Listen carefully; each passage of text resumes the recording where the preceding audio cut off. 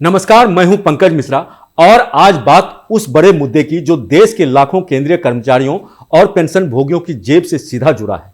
दिल्ली में 8वें वेतन आयोग को लेकर हलचल तेज है।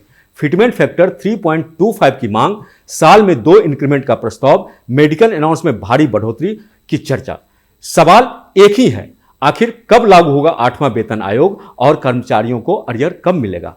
आज हम आपको बताएंगे पूरी टाइमलाइन, पूरा गणित और पूरा विश्लेषण समझाएंगे, वो भी आसान भाषा में, साफ अंदाज में।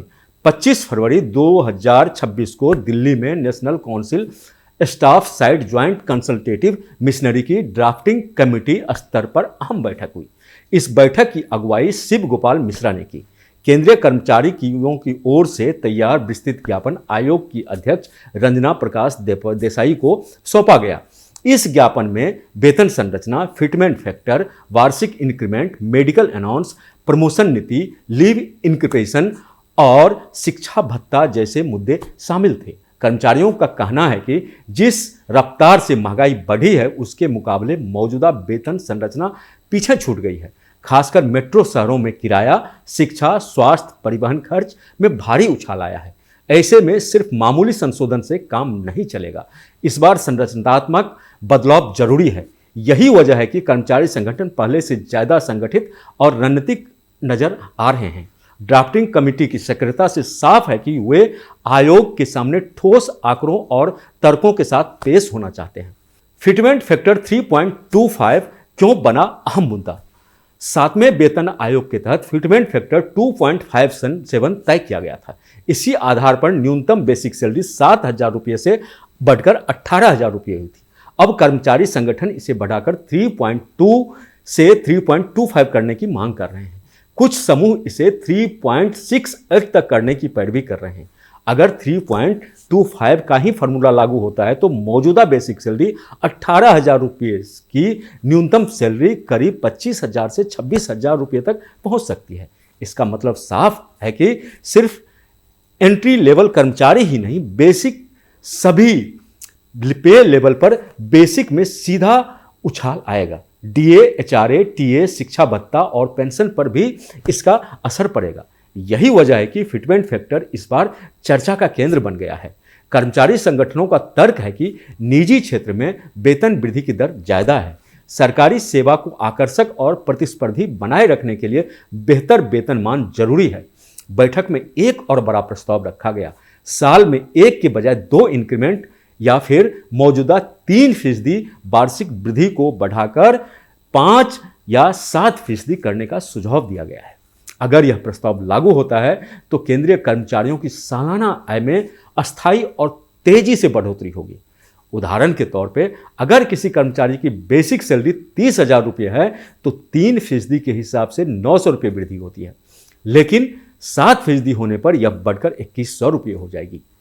लंबी अवधि में यह अंतर बहुत बड़ा बन जाता है। कर्मचारी संगठनों का कहना है कि महंगाई दर और वास्तविक जीवन लागत को देखते हुए 3% वृद्धि अपर्याप्त है। खासकर मध्यम स्तर के कर्मचारियों के लिए यह मुद्दा बड़ा अहम है। कब और कब से लागू होगा 8वां वेतन आयोग। मेडिकल अलाउंस को लेकर भी नाराजगी। जिन शहरों में केंद्र सरकार हेल्थ स्कीम की सुविधा नहीं है वहां कर्मचारियों को 1,000 रुपये फिक्स मेडिकल अलाउंस मिलता है। कर्मचारियों का कहना है कि आज के समय में 1,000 रुपया में बेसिक दवा भी मुश्किल से आती है, इसलिए इसे बढ़ाकर 20,000 रुपये प्रतिमाह करने की मांग रखी गई है। यह मांग भले बड़ी लगे, लेकिन इसके पीछे तर्क है कि निजी अस्पतालों की फीस, टेस्ट, दवाइयों और आपातकालीन इलाज का खर्च तेजी से बढ़ा है।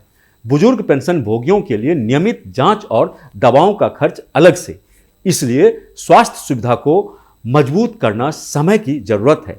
30 साल की सेवा में कम से कम 5 गारंटेड प्रमोशन देने का प्रस्ताव भी सामने आया है। कर्मचारियों का कहना है कि कई विभागों में वर्षों तक प्रमोशन नहीं मिला, जिससे वेतन वृद्धि की रफ्तार धीमी पड़ जाती है। रिटायरमेंट के समय लीव इंक्रीजमेंट की सीमा 300 दिन से बढ़ाकर 400 दिन करने की मांग की गई है। बच्चों की शिक्षा भत्ता को पोस्ट ग्रेजुएशन स्तर पर बढ़ाने का भी सुझाव दिया गया है। तकनीकी कर्मचारियों के लिए अतिरिक्त 10% तत्व जोड़ने का प्रस्ताव रखा गया है। इन सभी मांगों का मकसद सिर्फ सैलरी बढ़ाना नहीं, बल्कि सेवा शर्तों को बेहतर बनाना है।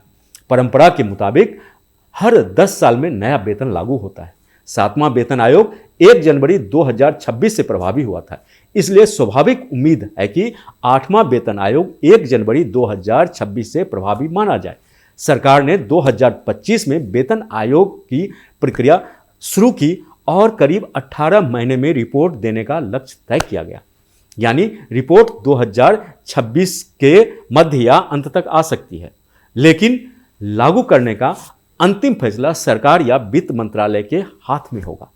अगर मंजूरी मिलती है और प्रभावी तिथि 1 जनवरी 2026 रखी जाती है तो कर्मचारियों को अरियर का लाभ भी मिल सकता है। क्या है अरियर का संभावित गणित? सबसे बड़ा सवाल, अरियर कितना मिलेगा? मान लीजिए न्यूनतम वेतन 18,000 रुपये से बढ़कर 26,000 रुपये हो जाती है, यानी 8,000 रुपये प्रति माह का अंतर। अगर इसे 1 जनवरी 2026 से प्रभावी माना जाता है और रिपोर्ट दिसंबर 2026 में लागू होती है तो 12 महीने का अरियर बनता है। 8,000 रुपये प्रति माह के हिसाब से 12 महीने का 96,000 रुपया होता है। इसमें डीए और अन्य भत्तों का राशि अगर जोड़ दे तो यह राशि 1 लाख रुपये से ऊपर जाती है। उच्च पे लेवल पर यह अंतर कई गुना ज़्यादा है। 50,000 रुपये बेसिक कर्मचारियों के लिए यह अंतर 15,000 से 20,000 रुपये प्रति महीना तक जा सकता है। ऐसे में 1 साल का अरियर लाखों में पहुंचेगा। पेंशन बेसिक वेतन से जुड़ी होती है, इसलिए बेसिक वेतन बढ़ने का सीधा असर पेंशन पर पड़ेगा। अगर किसी रिटायर्ड कर्मचारी की पेंशन 20,000 रुपये है और नई वेतन संरचना में बेसिक बढ़ती है तो पेंशन भी समानुपाती रूप से बढ़ेगी। अनुमान है कि 65 लाख से अधिक पेंशन भोगी इससे प्रभावित होंगे। अरियर उन्हें भी मिलेगा, हालांकि सरकार बजट संतुलन के लिए भुगतान किस्तों में भी कर सकती है। 7वें वेतन आयोग के लागू होने के समय केंद्र सरकार के खर्च में भारी बढ़ोतरी हुई थी। इस बार भी अगर फिटमेंट फैक्टर 3.2 लागू होता है तो हजारों करोड़ रुपए का अतिरिक्त बोझ सरकार पर पड़ेगा।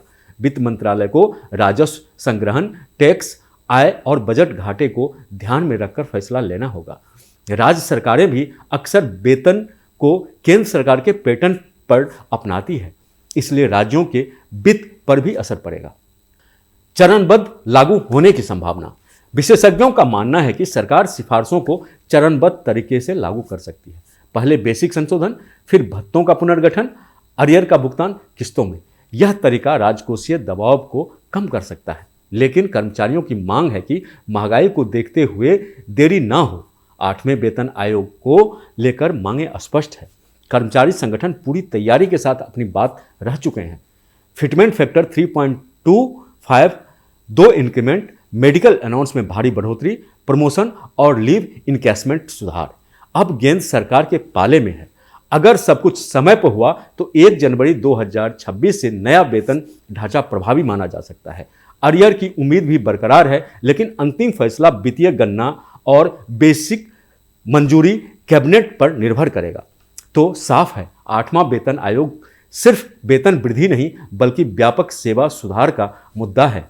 उम्मीदें बड़ी हैं, मांगे स्पष्ट है, लेकिन अंतिम फैसला सरकार के हाथ में है। आप इस मुद्दे पर क्या सोचते हैं? आपकी राय जरूर बताइए। अगर आपको यह विश्लेषण पसंद आया हो तो वीडियो को लाइक और शेयर करें और हमारे चैनल न्यूज नेशन को सब्सक्राइब करना ना भूलें। धन्यवाद। आपके मोबाइल पर तुरंत आएगी ब्रेकिंग न्यूज। स्क्रीन पर सबसे पहले दिखेगी बड़ी खबर। देश दुनिया की हर खबर एक जगह। अब आपके मोबाइल पर तुरंत फटाफट इंस्टॉल कीजिए न्यूज नेशन ऐप और रखिए खुद को अपडेट।